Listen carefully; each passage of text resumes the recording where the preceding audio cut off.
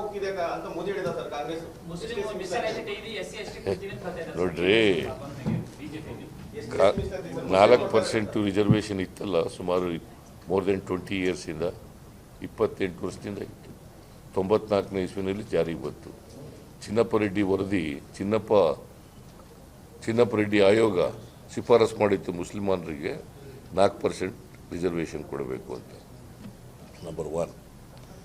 Number 2, ಕಳೆದ BJP ಸರ್ಕಾರ, ಬಸವರಾಜ ಬೊಮ್ಮಾಯಿ ಅವರ ಸರ್ಕಾರ ಅದನ್ನು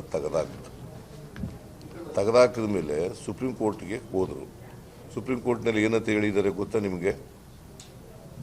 ಗೊತ್ತೇನ್ರಿ? ನಿಮ್ಗೆ ಏನು ಗೊತ್ತಿರೋದಿಲ್ಲ, ಸುಮ್ಮನೆ ಹಿನ್ನೆಲೆನೂ ಗೊತ್ತಿಲ್ಲ, ಹಿಂದೇನೂ ಗೊತ್ತಿಲ್ಲ, ಮುಂದೇನೂ ಗೊತ್ತಿಲ್ಲ, ಪ್ರಶ್ನೆ ಕೇಳ್ತೀರಿ. ಅವ್ರು ಆಯ್ತಪ್ಪ, ನಿಂಗೆ ಗೊತ್ತೇನ್ರಿ ಸುಪ್ರೀಂ ಕೋರ್ಟ್ನಲ್ಲಿ ಏನು ಹೇಳಿದ್ದಾರೆ ಅಂತ ಗೊತ್ತಾ? ನನ್ನ ಪ್ರಶ್ನೆಗೆ ಉತ್ತರ ಕೊಡ್ರಿ. ನೀವು ಗೊತ್ತಾ ನಿಮಗೆ?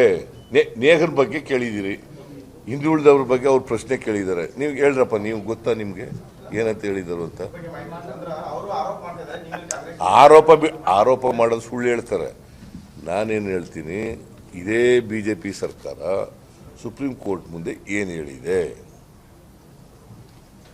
ಅದಕ್ಕೆ ಉತ್ತರ ಏನು ಹೇಳಿದೆ ಅಂತಂದರೆ, ಸುಪ್ರೀಂ ಕೋರ್ಟ್ನಲ್ಲಿ ಅಂಡರ್ಟೇಕ್ ಮಾಡ್ಕೊಂಡಿದ್ದಾರೆ, ನಾವು ರಿಸರ್ವೇಷನ್ ಹೇಗಿತ್ತು ಹಾಗೆ ಮುಂದುವರಿಸ್ತೀವಿ. ಇವತ್ತು ಕೂಡ 4% ರಿಸರ್ವೇಷನ್ ಮುಂದುವರಿತಾ ಇದೆ.